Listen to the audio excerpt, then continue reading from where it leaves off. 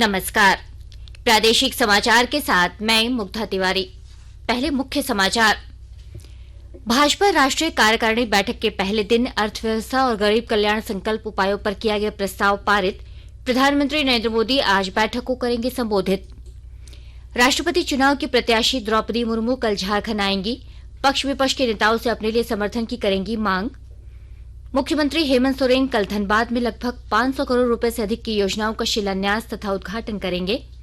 और भारत और इंग्लैंड के बीच 5वें और अंतिम क्रिकेट टेस्ट मैच के तीसरे दिन आज इंग्लैंड पहली पारी में 84 रन से आगे खेलेगा। और अब समाचार विस्तार से। भारतीय जनता पार्टी ने कल हैदराबाद में राष्ट्रीय कार्यकारिणी की बैठक के पहले दिन अर्थव्यवस्था और गरीब कल्याण संकल्प उपायों पर प्रस्ताव पारित किया। प्रधानमंत्री नरेंद्र मोदी आज भाजपा राष्ट्रीय कार्यकारिणी को संबोधित करेंगे। प्रधानमंत्री आज शाम सिकंदराबाद के परेड ग्राउंड में जनसभा को भी संबोधित करेंगे। तेलंगाना के 35,000 मतदान केंद्र स्तर के कार्यकर्ता विजय संकल्प रैली में शामिल होंगे। केंद्रीय मंत्री और वरिष्ठ पार्टी नेता धर्मेंद्र प्रधान ने मीडिया को बताया कि रक्षा मंत्री राजनाथ सिंह ने प्रस्ताव पेश किया, जबकि केंद्रीय मंत्री पीयूष गोयल और हरियाणा के मुख्यमंत्री मनोहर लाल खट्टर ने इसका समर्थन किया।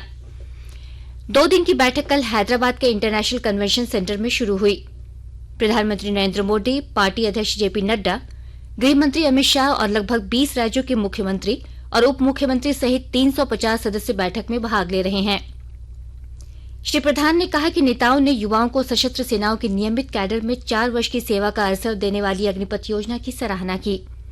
अगले 18 महीनों में 10 लाख रोजगार उपलब्ध कराने की सरकार की घोषणा की भी सराहना की गई। राष्ट्रपति चुनाव में राजग की प्रत्याशी द्रौपदी मुर्मू 4 जुलाई को झारखंड आएंगी। श्रीमती मुर्मू के झारखंड आगमन को लेकर प्रदेश भाजपा की ओर से तैयारियां शुरू कर दी गई हैं। श्रीमती मुर्मू मुख्यमंत्री हेमंत सोरेन, छामुमो अध्यक्ष शिबू सोरेन, डॉक्टर रामेश्वर उरांव सहित अन्य सांसदों और विधायकों से मिलकर अपने लिए समर्थन की मांग करेंगी। 24 जून को राष्ट्रपति पद का नामांकन करने के बाद द्रौपदी मुर्मू पहली बार झारखंड आ रही हैं। विज्ञान और प्रौद्योगिकी मंत्री जितेंद्र सिंह ने पर्यावरण अनुकूल भवन निर्माण क्षेत्र में स्टार्टअप को बढ़ावा देने का आह्वान किया है।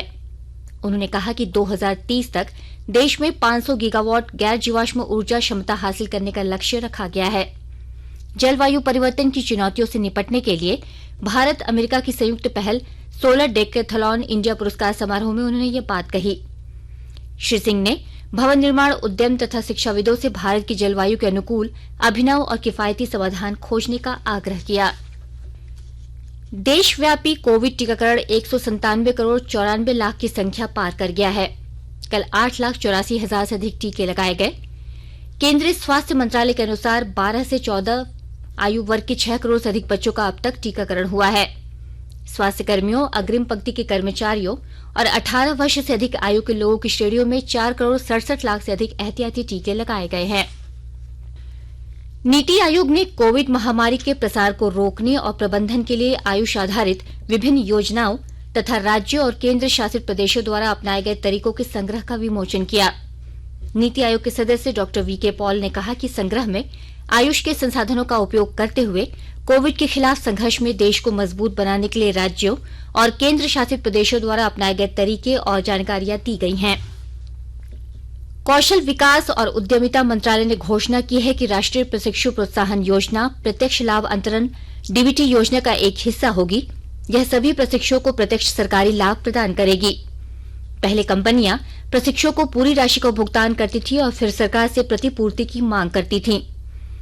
मंत्रालय ने कहा है कि डीबीटी योजना के शुभारंभ के साथ सरकार प्रशिक्षुओं के बैंक खातों में अपना योगदान सीधे अंतरित करेगी।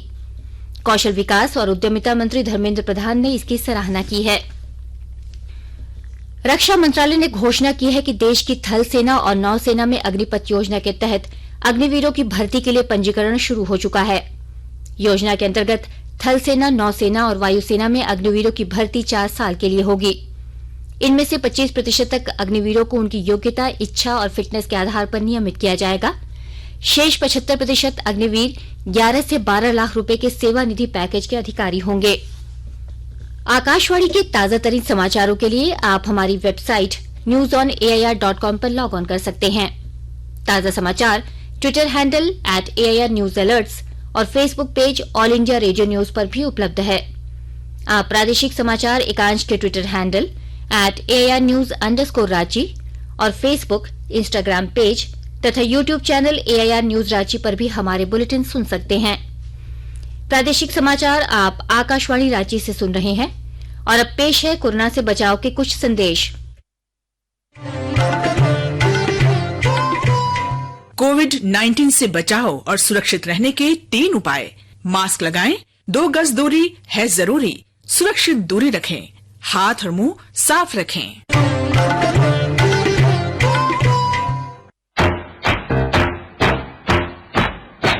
चलो मिलकर एक शुरुआत करें, चलो एक फैसला आज करें, मास्क नहीं तो टोकेंगे, कोरोना को रोकेंगे, चलो एक वादा करते हैं, चलो कुछ वादा करते हैं, मास्क नहीं तो टोकेंगे, कोरोना को रोकेंगे। भारत सरकार द्वारा जनहित में जारी। प्रादेशिक समाचार में आपका एक बार फिर से स्वागत है। मुख्यमंत्री हेमंत सोरेन कल धनबाद जिले में करीब 500 करोड़ रुपए से अधिक की योजनाओं का शिलान्यास तथा उद्घाटन करेंगे। इस दौरान लाभुकों के बीच परिसंपत्ति का वितरण तथा 174 युवाओं को नियुक्ति पत्र का वितरण भी किया जाएगा। समारोह में स्वास्थ्य मंत्री बन्ना गुप्ता, धनबाद सांसद पीएन सिंह, गिरिडीह सांसद चंद्र प्रकाश चौधरी समेत सभी विधायक भी मौजूद रहेंगे। कार्यक्रम को लेकर कल जिले के उपायुक्त संदीप सिंह सहित कई प्रशासनिक अधिकारियों ने निरीक्षण किया। इस क्रम में उन्होंने स्टेज, पंडाल, गोल्फ ग्राउंड के प्रवेश एवं निकास द्वार, आगंतुकों के बैठने की व्यवस्था, मीडिया गैलरी, डी बॉक्स, सुरक्षा सहित कई अन्य बिंदुओं की समीक्षा की। गोल्फ ग्राउंड में एसएसपी संजीव कुमार, डीडीसी शशि प्रकाश सिंह, नगर आयुक्त सत्येंद्र कुमार, जिला योजना पदाधिकारी महेश भगत, डीएसओ भोगेंद्र ठाकुर सहित कई पुलिस पदाधिकारी मौजूद थे। कोडरमा जिले के युवा वैज्ञानिक कुणाल अम्बष्ट का चयन नीति आयोग द्वारा संचालित अटल नवाचार मिशन के तहत फेलोशिप के लिए किया गया है। विस्तृत ब्यौरा दे रहे हैं हमारे कोडरमा संवाददाता। कोडरमा के युवा वैज्ञानिक कुणाल अम्बष्टा का चयन भारत सरकार के नीति आयोग और IIT ISM धनबाद द्वारा कम्युनिटी इनोवेटर फेलोशिप के लिए किया गया है। नीति आयोग की अटल नवाचार मिशन के तहत पूरे देश में 12 केंद्र संचालित है और इन केंद्रों से चयन प्रक्रिया अपनाई गई थी, जिसमें कोडरमा के युवा वैज्ञानिक कुणाल का चयन किया गया। कुणाल को मिले फेलोशिप की अवधि 14 माह की होगी, जबकि इसकी राशि 2 लाख रुपए तक निर्धारित की गई है। नीति आयोग के तहत इस योजना के जरिए चयनित इनोवेटर के आविष्कार को तकनीकी, मार्केटिंग एवं प्रोडक्ट को अपग्रेड करने में हर संभव मदद किया जाएगा। कुणाल अम्बष्टा ने कंप्लीट होम ऑटोमेशन सिस्टम का इजाद किया है। इस आविष्कार के जरिए घर में लगे तमाम इलेक्ट्रॉनिक उपकरण को एक आवाज के जरिए संचालित किया जा सकता है। गजेंद्र बिहारी सिन्हा, आकाशवाणी समाचार, कोडरमा। झारखंड अधिविद्य परिषद जैक की ओर से 20 जून को स्थगित की गई 11वीं की परीक्षा का आयोजन अब 14 जुलाई को होगा। इस संबंध में जैक ने कल सूचना जारी कर दी है। उल्लेखनीय है कि विभिन्न राजनीतिक दलों द्वारा केंद्र की अग्निपथ योजना के विरोध में 20 जून को भारत बंद का आह्वान किया गया था। भारत बंद के मद्देनजर 20 जून को होने वाली 11वीं की परीक्षा को जैक ने स्थगित कर दिया था। इस संबंध में झारखंड अधिविद्य परिषद द्वारा सूचना प्रकाशित की गई। इसमें बताया गया कि 20 जून को स्थगित की गई भौतिकी, भूगोल एवं अकाउंटेंसी की परीक्षा 14 जुलाई को 2 पालियों में होगी। इस संबंध में सभी +2 हाई स्कूल और महाविद्यालय के प्राचार्य को निर्देश दिया गया है।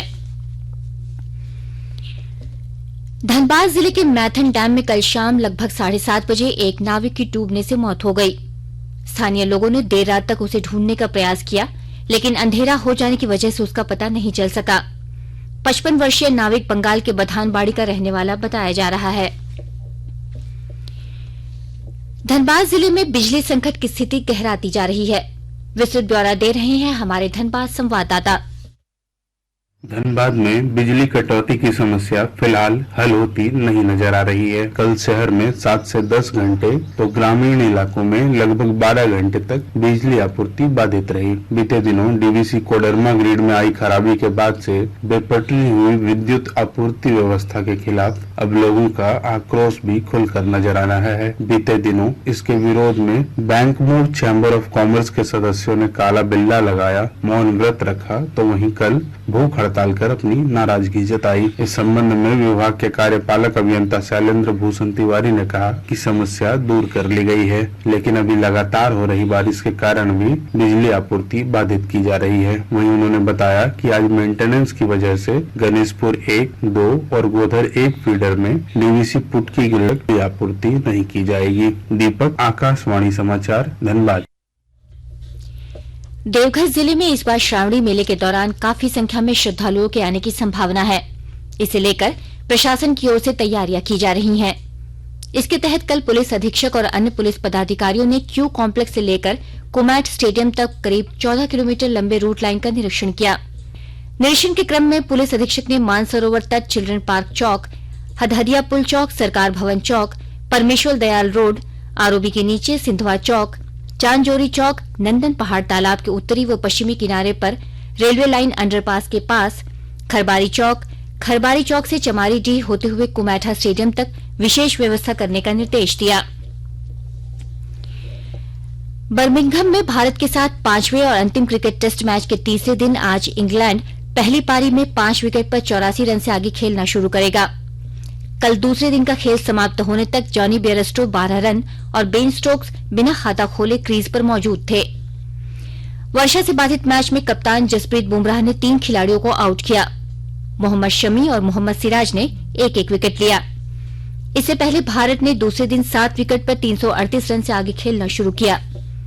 रविंद्र जडेजा के शानदार शतक और अस्थायी कप्तान जसप्रीत बुमराह की धुआंधार बल्लेबाजी से दूसरे दिन भारत ने पहली पारी में 416 रन बनाए।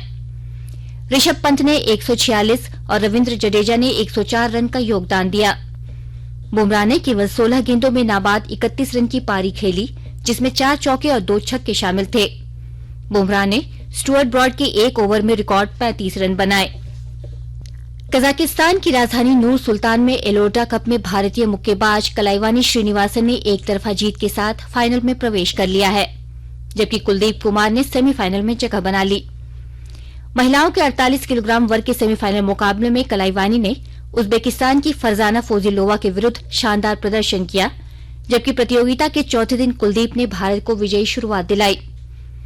पुरुष वर्ग के 71 किलोग्राम वर्ग में एक अन्य भारतीय मुक्केबाज यशपाल को क्वार्टर फाइनल में कजाकिस्तान के असलानबेक शिम्बर्गेनोव से 0-5 से हार का सामना करना पड़ा। प्रतियोगिता का अंतिम मुकाबला कल होगा। और अब अखबारों की सुर्खियां।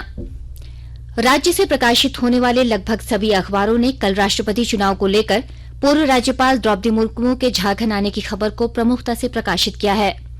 वहीं देश दुनिया की खबरों के साथ महाराष्ट्र के मुख्यमंत्री एकनाथ शिंदे द्वारा शिवसेना पद से उन्हें हटाए जाने को चुनौती देने की खबर को भी प्रमुखता से लिया है। प्रभात खबर ने लिखा है, द्रौपदी मुर्मू कल झारखंड आएंगी, मांगेंगी समर्थन। दैनिक जागरण ने अपने मुख्य शीर्षक बनाते हुए लिखा है, हटाई गई 10,388 पोषण सखियों को फिर से बहाल करने पर केंद्र करेगा विचार। हिन्दुस्तान अखबार ने अपनी सुर्खी बनाते हुए लिखा है, राष्ट्रपति पद की उम्मीदवार द्रौपदी मुर्मू कल रांची आएंगी। दैनिक भास्कर ने अपना मुख्य शीर्षक बनाते हुए लिखा है, राज्य में सिंगल यूज प्लास्टिक से कप प्लेट बनाने वाली 20 से ज्यादा कंपनियां बंद, घर से प्लास्टिक कचरा निकला तो जुर्माना। रांची एक्सप्रेस ने लिखा है, सोमवार को धनबाद आ रहे मुख्यमंत्री हेमंत सोरेन। अंग्रेजी दैनिक द टाइम्स ऑफ इंडिया ने अपना शीर्षक बनाते हुए लिखा है, शिवसेना के नेता पद से हटाए जाने को चुनौती देंगे शिंदे। और हिन्दुस्तान टाइम्स ने बीजेपी के हवाले से लिखा है, उदयपुर टेलर की हत्या का आरोपी हमारी पार्टी का नहीं है सदस्य। अंत में मुख्य समाचार एक बार फिर। भाजपा राष्ट्रीय कार्यकारिणी बैठक के पहले दिन अर्थव्यवस्था और गरीब कल्याण संकल्प उपायों पर किया गया प्रस्ताव पारित। प्रधानमंत्री नरेंद्र मोदी आज बैठक को करेंगे संबोधित। राष्ट्रपति चुनाव की प्रत्याशी द्रौपदी मुर्मू कल झारखंड आएंगी, पक्ष विपक्ष के नेताओं से अपने लिए समर्थन की करेंगी मांग। मुख्यमंत्री हेमंत सोरेन कल धनबाद में लगभग 500 करोड़ रुपए से अधिक की योजनाओं का शिलान्यास तथा उद्घाटन करेंगे। और भारत और इंग्लैंड के बीच 5वें और अंतिम क्रिकेट टेस्ट मैच के तीसरे दिन आज इंग्लैंड पहली पारी में 84 रन से आगे खेलेगा। इसके साथ ही आकाशवाणी रांची से प्रादेशिक समाचार का ये बुलेटिन समाप्त हुआ। नमस्कार।